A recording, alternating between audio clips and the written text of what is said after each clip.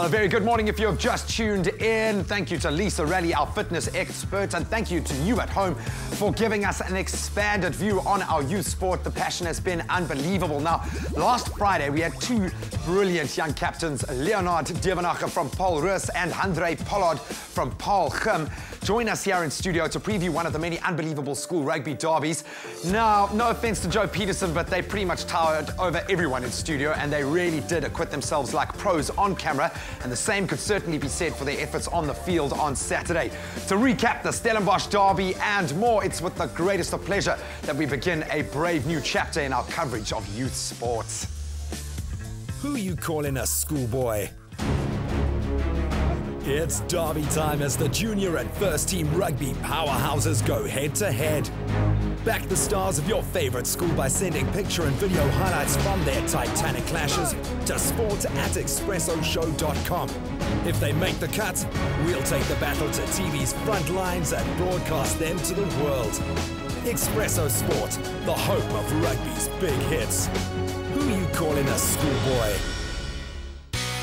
Welcome to the Expresso Youth Rugby Roundup. As the dust settles after a weekend that pitted the giants of the game against one another, there have been some significant shifts in the top order of top-flight school rugby. In KZN, Michaelhouse edged a dramatic 23-20 win over Maritzburg College, Michaelhouse slotting a three-pointer at the death to secure the victory. DHS also beat St. Charles 36-6. A resurgent Cares continued their impressive season with another big win, 15-11 away against Monument. In the Southern Cape, Oakdale and Outeniqua picked up wins over Daniel Pienaar and Punt respectively. And in the Western Province, an inspiring display of committed rugby saw Rondebosch almost pull off an upset against the big lads from Boland Landbou out at Windmeal on Saturday.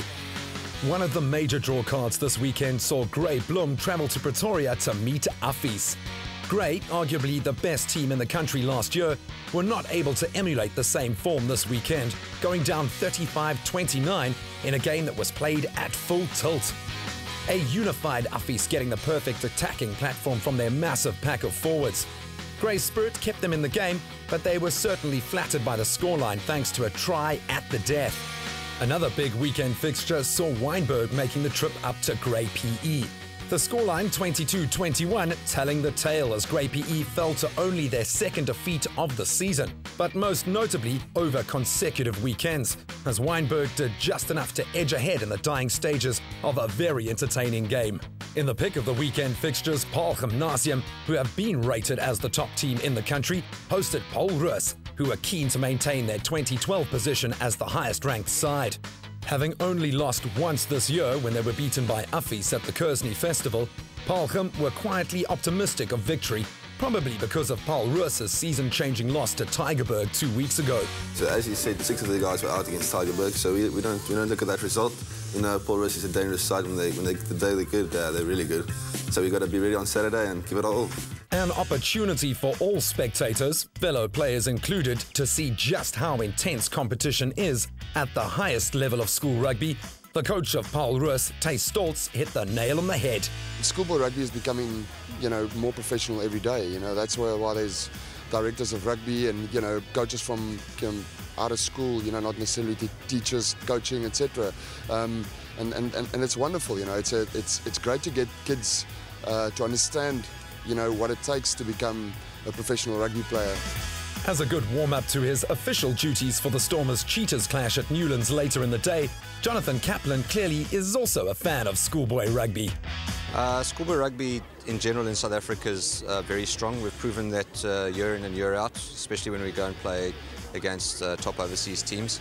I believe these two teams are pretty high up in the rankings so far this year. They've achieved great results. The match certainly lived up to expectations in terms of the level of play, but not in the fact that it was by no means a close scoreline, with Gimmies scoring 4 tries to 1 for the eventual 28-8 win.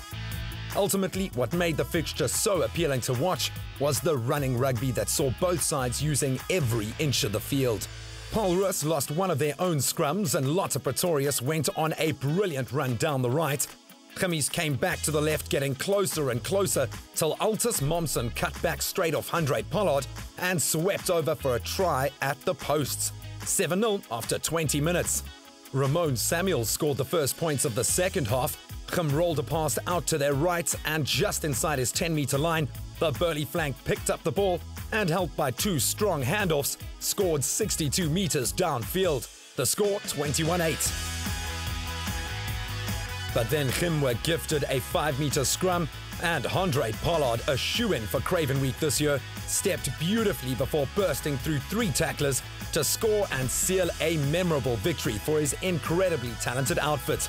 28-8 the final score. Understandably, the youngster was beaming from ear to ear.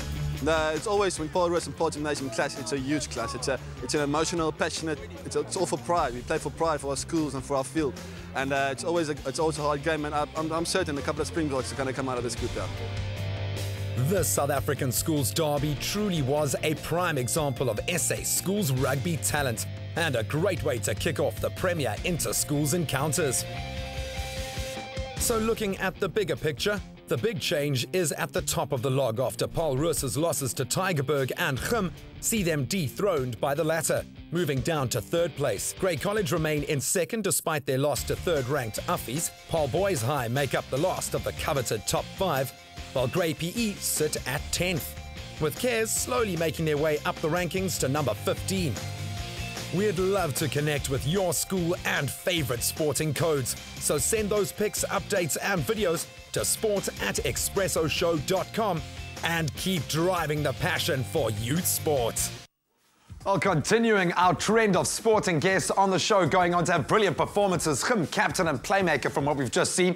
Andre Pollard, who had a fantastic weekend, has in fact just taken at least 1 step closer to the Craven Week side with a chance to prove himself at the Western Province Schools team trials.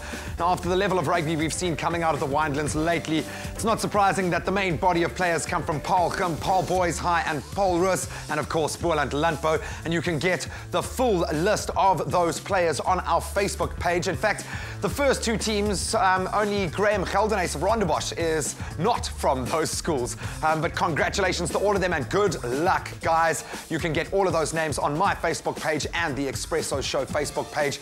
Andre, well done, lad. Now, tomorrow we'll prep you for the next big football roller coaster coming up this weekend and the other major sporting attractions. But thank you again for all of the support that has allowed our youth sport to take centre stage. We'll have another full update on Friday morning. Liesel is now standing by. I'll see you tomorrow. Ciao. Stay with Expresso and SABC3.